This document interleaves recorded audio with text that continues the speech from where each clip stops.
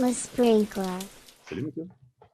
Oh, we go in French this today. Oh, sorry. Yeah, I guess we'll stick to English for. Yeah, I'm a little bit surprised that you start in French today because we it's again a recorded podcast through Zoom. So we are not in the studio today because we received someone very special. That's pretty cool today. Unless Steve, you speak French. Oh. Un petit, mais je préfère l'anglais. It's enough. On peut le faire en français dans ce cas. No, we'll stick to English. That's all good.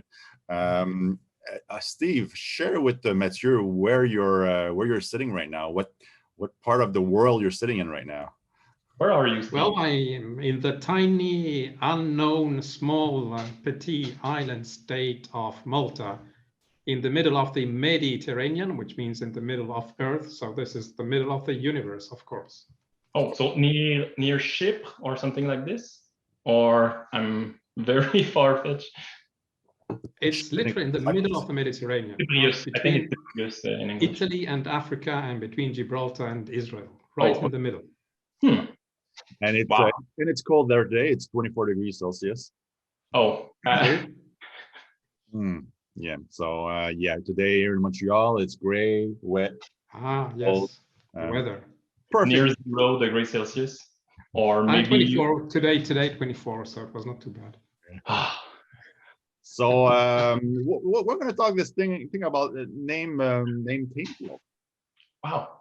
Yeah, that's an interesting topic. I like that. Well, yeah. So we had considered different individuals to talk to us about TameFlow, and we said, hey, let's go with Steve as opposed to Bob Smith. Well, yes, no.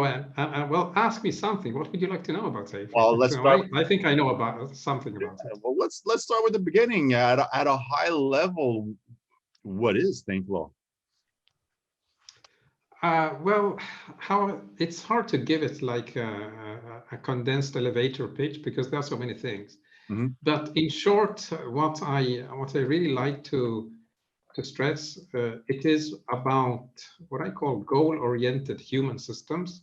So people mm-hmm. working together towards a goal, and preferably a common goal, mm-hmm. Where they have to make decisions. They have to coordinate, synchronize, and make decisions to move whatever they are doing towards that goal. So I typically say, I help people to focus on the fewest things that make the greatest impact. Mm-hmm. So be very, how can you say, efficient. The economy of action is a key point. You want to get the most bang for the buck. Why? Because then you can go fishing and swimming and enjoying life because you've done your job quickly. And that's the goal of the life, right? It is. That's it. That's the answer to the art of maximizing things not to do. Is that right? Yeah, exactly. No, that's it. It's an optimization problem. All right, absolutely. Again, at a high level, there's all kinds of labels out there. Would you label it as a framework, a toolbox, or a methodology, or something else? A mindset. We could put a lot of labels for those things. I like to call it an approach, because it becomes like a way of thinking, a way of looking at things. It's very different from what you are used to in this space of methodologies. You have like, I don't know, extreme programming, lean. Those are sort of practices or processes. Mm-hmm. You have things like Scrum, which is a framework which is a framework is full of holes that you need to plug in with your own stuff. Yep. Indeed, it's your choice. Then you have the Agile Manifesto, which is based on principles and values, so it's almost a philosophy. You have development models like the CMMI. You go up several levels. There is no shortcut. You have to step through all of them. Mm-hmm. But TameFlow is none of that. So it's really like quite out of the box. It doesn't fit in any of those categories. And the key point, now you said mindset, but mindset is not even that. It's more about mind categories, about ways of thinking, an approach to thinking about problems. Okay. And in fact, if you want to get to the theory, the theory behind TameFlow is patterns, pattern languages, and pattern theory. And then in more recent years, I have added a lot about the theory of constraints or constraints management. So you might have heard me say, hello, friends of Herby. Herby is the personification. There you go. there you have it. But where's the personification of the constraint, of the limiting factor of your progression towards your destination and goal. So it's an approach. Oh, sorry, right? Go ahead. No, it's an approach which is based on patterns, but has taken the constraints management prerogative above anything else. And you have to talk a little bit more about Herby, because every time I look at a live with you, you always start or finish with a hello, friends of Herby. Yes. Yeah, maybe a little bit of background on this person, this thing. I take Herby for granted, but I of course, not everyone might know who Herby is. So it comes from the business novel of Dr. Eliyahu Goldratt, who is the inventor of the theory of constraints. And it's an episode in a chapter where a team of Boy Scouts have to go on a hike through the woods. Probably was like there in Canada. I know you have plenty of woods, unlike where I am here. But the thing is that the path became like challenging, and the scouts started to work in a line. And of course, one of them was the slowest. As always, when you're on the hike, there is always, that one that is always like there behind, lagging behind. And this was a problem because it was slowing down, and Herby was at risk of getting lost in the woods, and they wouldn't make it to the base camp.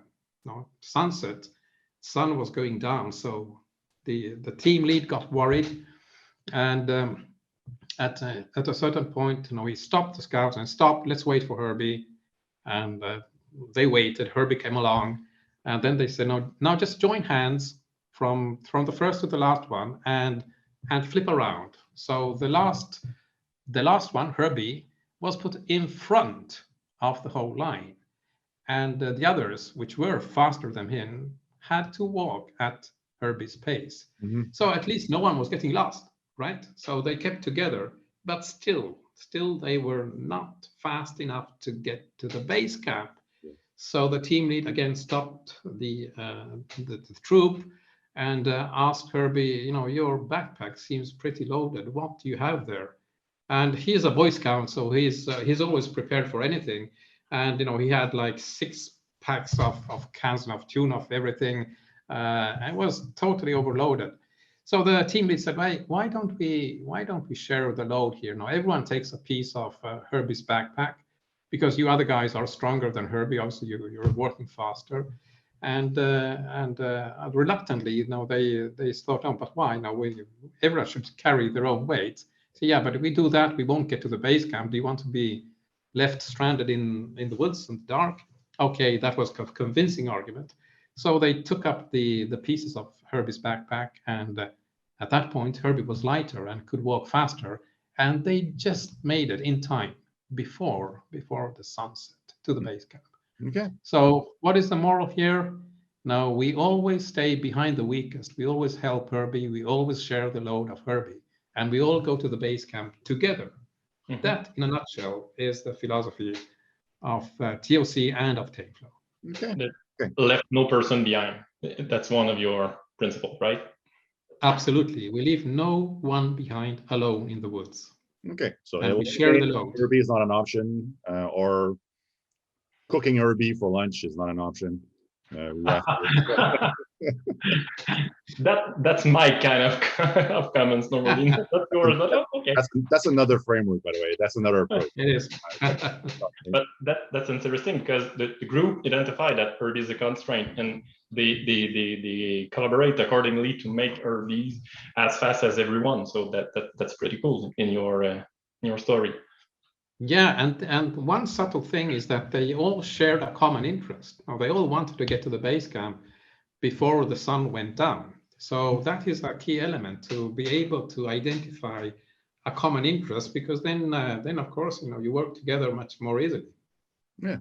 In Montreal, one of the frameworks that's very popular is Scrum. You've been exposed to Scrum where you work, I'm guessing. What kind of Herbies have you met in the context of Scrum? Well, Scrum is a huge topic, and I wouldn't qualify any particular Herbie within Scrum, but it's one idea that is prevalent in Scrum, which is the focus on the team. There are good reasons to have that focus, but what does this create? It creates a disconnect between the team and the rest of the organization. And we even have in the history of Scrum the episodes of the story of the chicken and the pig, right? Mm-hmm. And that like symbolizes the disconnect with management. So there I claim that by structure and philosophy, that splits the team. It's divisive. We are not one team. When I speak about everyone stands behind Herby, with everyone, I really mean everyone in the whole organization. I make no distinction between whether it's the CEO or the latest junior hire that just came on board yesterday. Why? Because in this philosophy, you have to be aware that anyone, literally anyone, can become Herby at any moment. So no one is above being the weakest point. Even the CEO, the powerful CEO, can become the Herby of the organization. And that takes a lot of humility from the top level management to admit and to be prepared to work in the prospect that they might be the limiting factor. Mm-hmm. But going back to Scrum, I think that if there is one thing that Scrum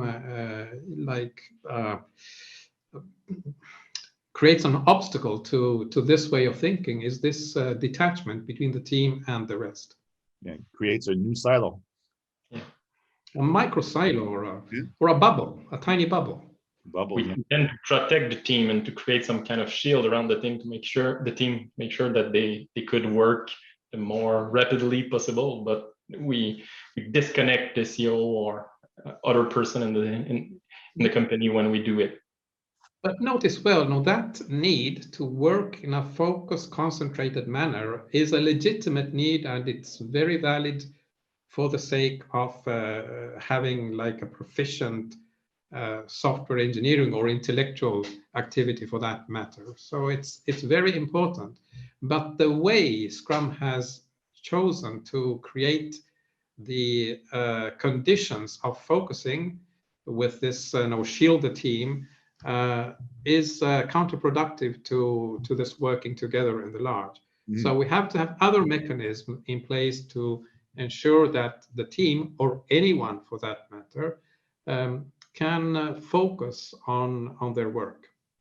And based on the TameFlow approach, what could a Scrum Master look for in order to slowly bring down those barriers that prevents flow from happening, to burst that bubble in many, maintaining focus. Focus is still an important value in Scrum.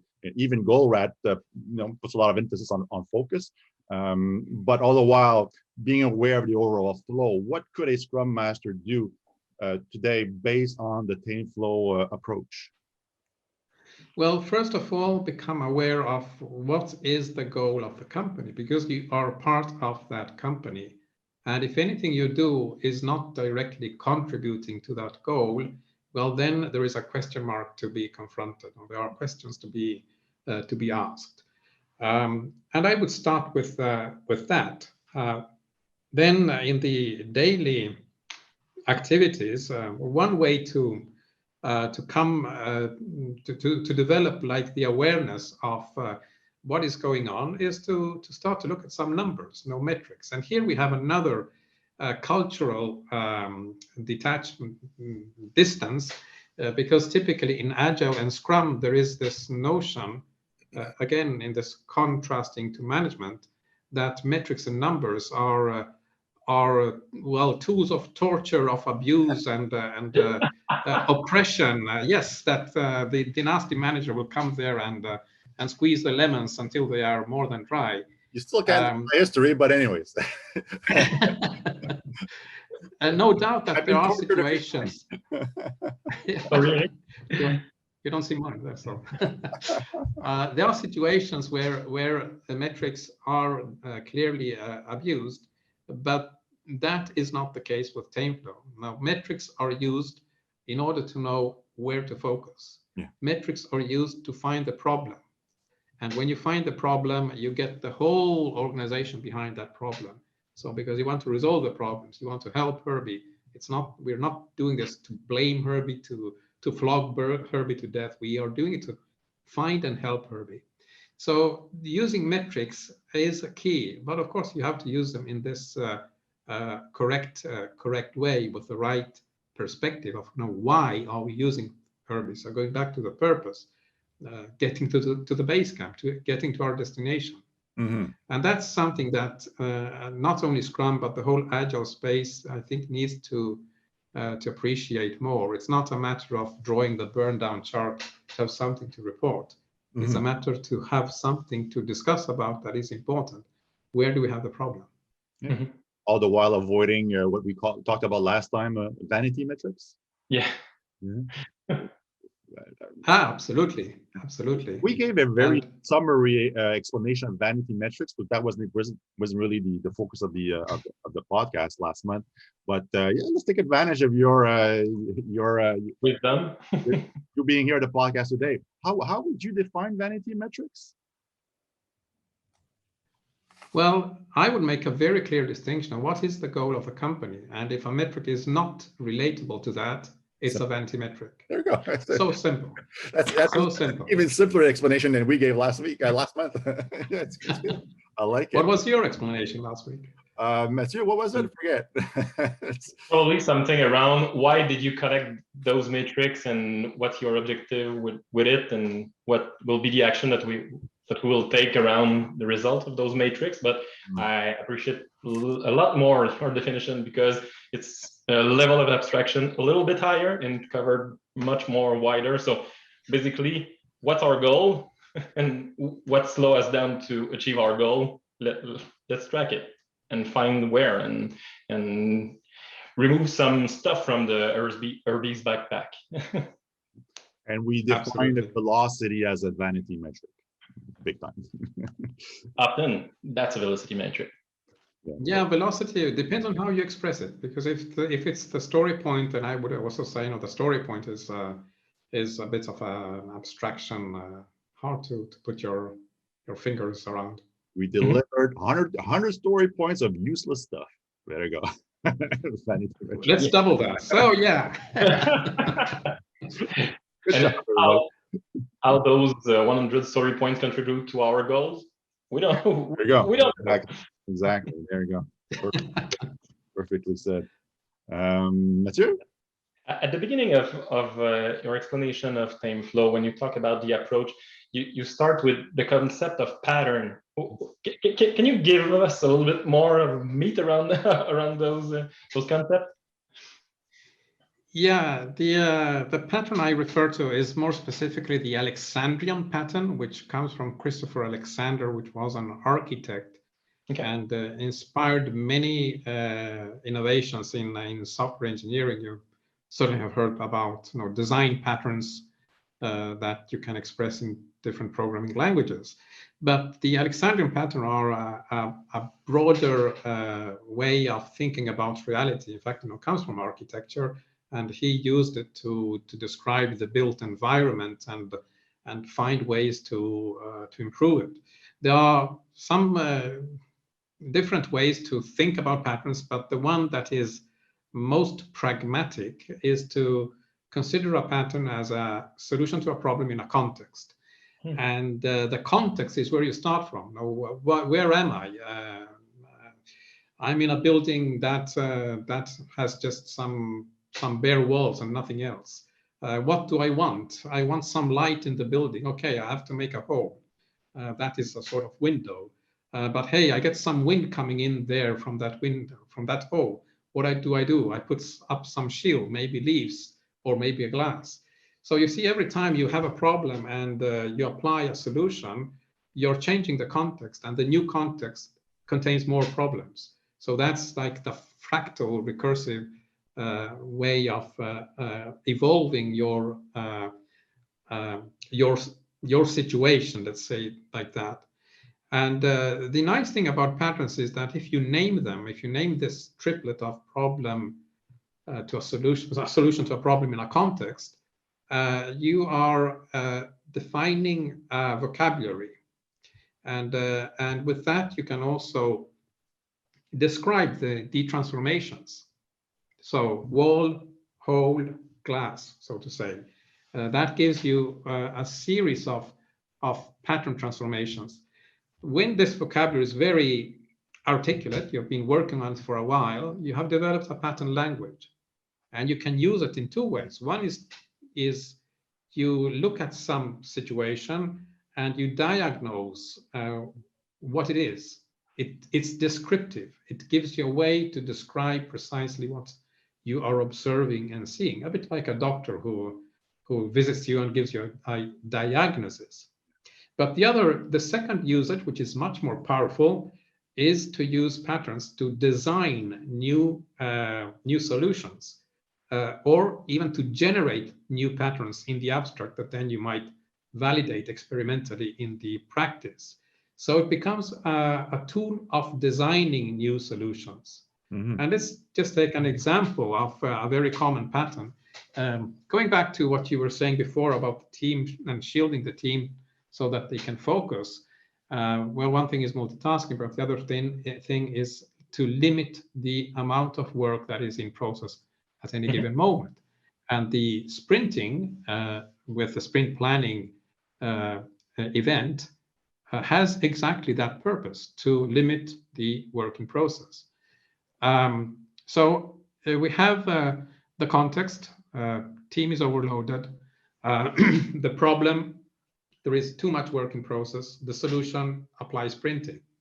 But then we have the exactly same situation where you have another solution, and that is, for instance, with Kanban, where you apply the column whip limits. Mm-hmm. You still limit the work in process, but you see that the solution is completely different. And then you have, for instance, the third option, which is the one I use in TameFlow, where we use basically what happened in the story of Herby. Technically, it's called DBR, drum buffer rope, but the notion is that you feed the work into the system at the pace that Herby can process it. Mm-hmm. So there is a third solution. Now, if you started with the same context and problem, and then you have a choice of 3 solutions, depending on what solution you pick, you will end up in a different context, and you will be confronted with different problems. Mm-hmm.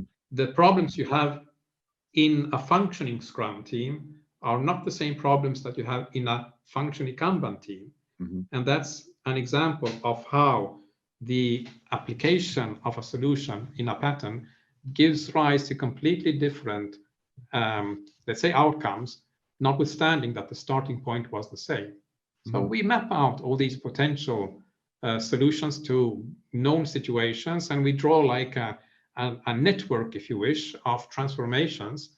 And then therein we devise on which one is the one that works for us, or maybe we get an idea that, hey, maybe we could do something else, and we invent a new point, a new node in this network. Mm-hmm. That's it in a nutshell. Yeah, that's pretty interesting. There. Yeah. Because no, I tend to associate patterns to repeatable events or repeatable context and expected context. And we seem to be living more and more in this VUCA world, this volatile. And I'm sure we did a sprint planning. We have the pattern of wanting to create focus and sprint planning and focusing on what's on the sprint. But then Bob gets sick, or there's a new technology, or the company made the headlines because they had a security breach. Or COVID happened. We're always on the edge of chaos. I was curious, how do we reconcile the pattern thinking and this completely volatile context that we're faced with on a regular basis? Well, we need to be very clear, think clearly on what is this volatility really about, and what is it that we are actually doing. Mm-hmm. So no matter how surprising the reality might be, where Mr. Murphy and all his friends visit you all at the same time to have a Murphy party, the way you are working is typically quite stable. Now, just take Scrum. Now, there is always the sprint planning, the daily stand-ups, the retrospective. That is very regular. Yeah. So it's not chaotic. It's very, very regular. And that is what I call the work process. So the work process typically is very, very regular and stable. Mm-hmm. Then you apply this work process to this workload that comes to you. The workload can change at any moment. Mm-hmm. And as it changes, it will impact, your capability of delivering. But the way you deliver, your work process is still the same. Mm-hmm. Sure. But then you have what you said, Bob gets sick. Now that is the work execution. While you're engaging in this process, things happen to the, let's say, the machinery of the process. Yeah. So Bob gets sick, and all of a sudden he was the lead engineer, and all of a sudden that team is in a state of crisis. So this is my three-level distinction. One is the work process, the other one is the workflow, mm-hmm. and the third is the work execution. Mm-hmm. And just as we have the story of Herby to introduce like the theory of constraints, I have the story of the jungle, the jeep, and the journey. The jungle is the work that comes towards you. The jeep is the team that has a work process. Yeah, yeah. And the journey is how this team is eating off that backlog of things coming towards it. Yeah. You can have problems in all three of them. In fact, I talk about the constraint in the workflow, the constraint in the work process, and the constraint in the work execution. Mm-hmm. Now, one misconception that is very common, and I want to take this opportunity to highlight this, is that when you start thinking about or learning about the theory of constraints, of course you're chasing Herby, so to say, the weakest point of in your organization, and you believe that, okay, I found it and that's it, so let's work on Herby. But you're losing the dynamic dimension, the VUCA that you mentioned before. Yeah. Now something can break in your process. Mm-hmm. Bob gets sick. We need to have a way to detect that. Mm-hmm. But even more subtly, you can have the processes that are working perfectly. So no one is sick. The team is in its full capacity. The execution is going along perfectly, but the workload changes. Mm-hmm. Maybe, I don't know, there is a new regulatory requirement, yeah. Or maybe competition came up with a new product, and all of a sudden your 200 stories in the backlog are obsolete. You have to rethink everything. So no, that's that's only in the stories. So the change in the workload, the jungle that is coming to you, can like reposition the constraint in the system without you having changed the system at all. Mm-hmm. And that's something that most approaches do not take into account. Yes, there is this general fail-safe procedure. It's VUCA. We have to inspect and adapt. Mm-hmm. Yes, great. But where are you inspecting? Mm-hmm. It's pointless to inspect something that is not the constraint. because if it's not the constraint, it has more capacity than the constraint by definition. So that is really the key, that if you want to manage VUCA properly, you have to know where to intervene. And I just had a thought: if you improve the wrong thing, make something good even better, and the initial constraint is still there, you're probably making things worse. Most likely, yes, because what happens is that, no, I love what you're saying here. What happens is that you maybe start off these agile transformations, engage coaches, do lots of training, introduce new ways of working, Scrum or whatever. And you maybe even use metrics if you're in an advanced place, in a mature place. And then you will look at the numbers and you're reporting, yes, wow, we reduced our cycle time by, I don't know, 10%. Victory, let's party, right? But then you look at the bottom line, or the CFO will look at the numbers, say, okay, yes, we spent 5 million on the agile transformation, but where are they? Where is the bacon? What did it produce? Or nothing. Mostly nothing. No, mostly nothing. And that's exactly the point, because you didn't touch the constraint. So I say, why spend 5 millions when maybe you could have spent 50,000 only and act only the constraint, and the improvement would be of that nature that you would see it on the bottom line. So that's also another point, that there is an illusion with many of these agile transformation. There is an illusion of improvement. The numbers will show you improvements, but you're not measuring the right thing. So it's not only the vanity metrics, it's also the misplaced metrics. And therefore, there is, in this whole industry, there is this sort of change fatigue. People are getting tired of continuously changing from one method to another. And why is this happening? Well, because the previous method didn't produce results. So the top managers will say, okay, let's try something else. Scrum didn't work, let's try Kanban. Kanban didn't work, let's try Safe. And who knows, if ever, they will try TameFlow, because then they will stop changing because they find the solution. That's like saying our marriage is on the rocks. Let's have a baby. It'll fix everything. Exactly. That's gonna bring peace and love. Did you talk about your stories, Eric, or it's some kind of abstract comment? No. We don't want to open that box. We don't go there. It'll be on YouTube, man, so I don't know. But when you say that we must work on the biggest constraint that we have, if we get back to Scrum, sometimes a Scrum Master, if I speak to myself, didn't want to impose some topic to the retrospective or to our process of inspect and adapt, because we think that we have some blind spot. We think that probably the team will find some things better, or sometimes I impose something, other times I don't want to do it. But did you say that if the Scrum Master or the Agile coach or whoever find that we have some constraints here because we see it through the matrix ABC, we should work with the team to on that constraint instead of looking everywhere? I'm not sure I understood the question. Can you maybe rephrase it? Yeah. Sorry. I'm a Scrum Master. I think that there's a constraint here, but in the next retrospective, I don't want to impose to the team that we will work on that constraint.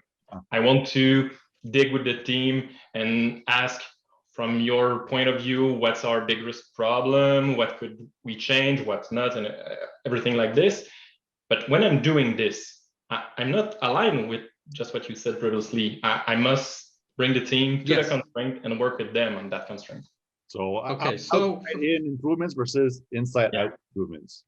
Yeah, I'm sorry. Well, yeah, maybe inside out, outside in. I'm not quite sure that is the right perspective, because first of all, you don't think that there is a constraint. You have to identify the constraint. You have to be certain that there is a constraint. Through the matrix. And with metrics, primarily with metrics. It's either observable with metrics or it's inferable with logic. So one huge part of the theory of constraints is the so-called logical thinking processes, where you use a lot of, let's say, sufficiency logic, necessity logic, and you figure out the causes and effects that create a situation. But in most situations of engineering teams, what really matters is metrics. And they will show you in an undisputable way where the constraint is. And when that thing is made visible, I use a lot now charts and visuals. So it becomes like visual management. It becomes self-evident. The team themselves will say, hey, there is the problem. What shall we do about it?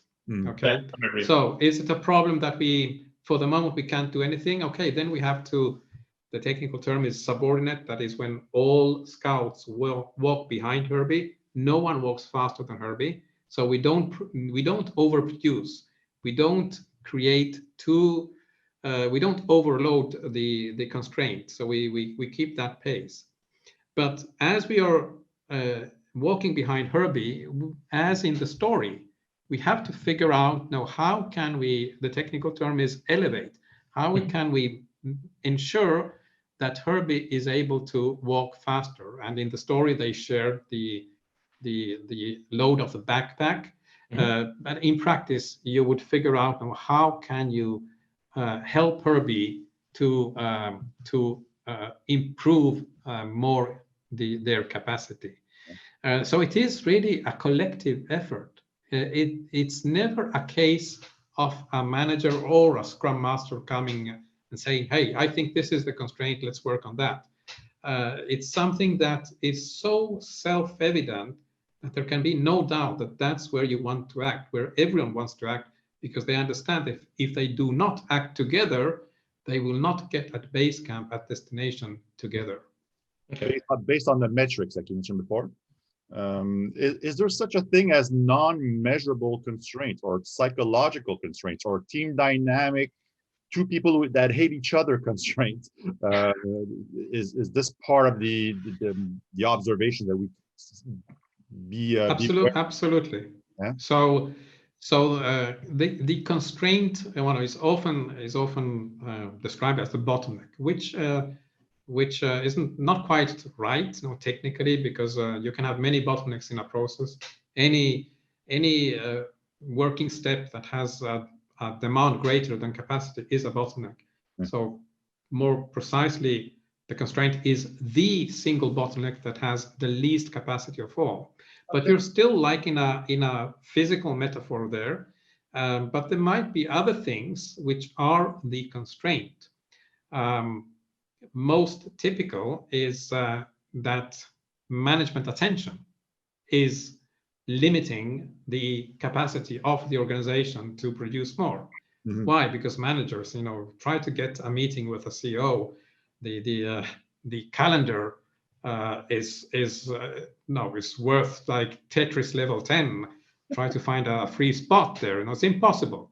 So management attention can be a very, very significant constraint, and it's subtle because it's not so self-evident. And that's something we also work with. We try to make managers aware of this. And how do we address that? Well, we say, if we get the metrics in the organization and we can get like the right blipping red light in the right place at the right time, well, you have to focus only on that one and not on hundreds of requests for attention. So the focusing element of the TOC thinking allows management attention to focus as well. But the constraint can also be outside of your organization. It could be the market. Now, a startup typically has a market constraint, or it could be like suppliers. It's you can't change a supplier. Well, you can change the supplier, but you cannot intervene in how the supplier is working. So there you need to like convince, to use negotiation. And a lot of the thinking processes help in the negotiation phase to clarify now what are the common interests between the supplier and the company. But then there is from the TameFlow perspective, what I think is the greatest constraints of all, and that is the mental model. For instance, what metrics do you choose? The metrics you choose are typically chosen on the basis of how you interpret and understand the working of reality. And if you pick the wrong metrics, you will certainly get the wrong signals, like the velocity you mentioned before. And those signals are totally useless. So that's one thing we work with, mental models, so that you understand what are the real metrics that are significant. And in TameFlow, by the way, TameFlow is called TameFlow because I work with 4 flows: the financial flow, the operational flow, the informational flow, and the psychological flow. Mm-hmm. What we've been talking about so far is primarily in operational flow. So mm-hmm. the Scrum teams, the Kanban teams are there in the operational flow. Yeah. And there is only one metric I use, and that is the flow time. Some people call it cycle time, others call it lead time. Some make a distinction. I have a very precise technical definition of flow time, but you can basically say it's the time from start to finish. And then you look at the flow time series, the time series analysis, so to say, to figure out where things are piling up or where you have problems. Mm-hmm. But then we have, say, financial flow, and there we are looking at money. How much money does the company generate? So the speed of generation of money. That is what in TOC we call throughput. Throughput is a measure of revenue minus the costs for making that revenue. Reminds me of cash. Sorry? It reminds me of cash flow. It's the name flow maybe is misleading, but it's not really cash flow. Okay. It's more literally how many dollars are you making per every day or every hour. Okay. So it's a speed. It's a performance measure in that sense. And before we run out of time, sorry, Mitch, I hope you have the same question as I do. We'll see right now. Before we run out of time, psychological flow is fascinating to me. What is that? Well, psychological flow is something that most people who are engaging in some sort of challenging activity, which could be a physical activity, like sports performance, or intellectual activity like programmers, artists, writers. They experience that when they are in the flow, when they are in that state of optimal performance, okay, where you are so focused on the task at hand that the sense of time collapses. You start working in the morning and then you wake up you emerge from this state of focus after several hours and say, well, where did the time go? I forgot to eat. I forgot everything. I was so focused on what I was doing. That is really a state of optimal performance. And what we tend to do with TameFlow is try to trigger that state, both in individuals and also what I call the collective flow state. So getting entire teams to be together in that state. And so how can a team be like that? Well, no, just look at the team sports. Well, there in Canada, you have ice hockey, which when you see a good team doing their stuff, you know what a team in flow state means, and it's the same. It's a very sensitive subject these days. So yeah, our team our hockey team sucks these days, but there's no flow at all right now. Zero. Well, so you can relate. You can relate to what is missing there. So, and we often call it in the zone. When a team or a person is in the zone, yes, we can see that there's something special around it. We can explain why, explain how, but something special happened and they perform over the expectations. Exactly, and believe it or not, to trigger these flow states, I actually make use of the metrics, but that's a long story.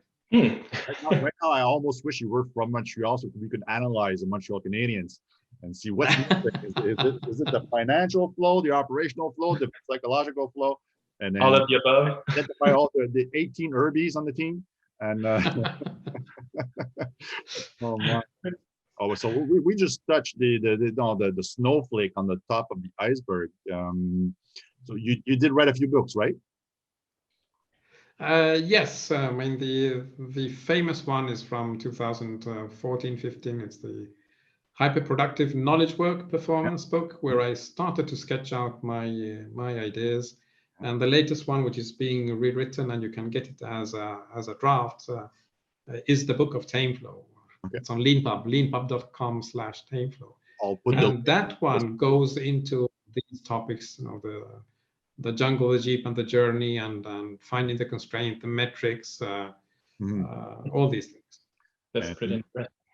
Also recommend the Goal by Goldratt. That'd be absolutely, that's mandatory for anyone looking into theory of constraints.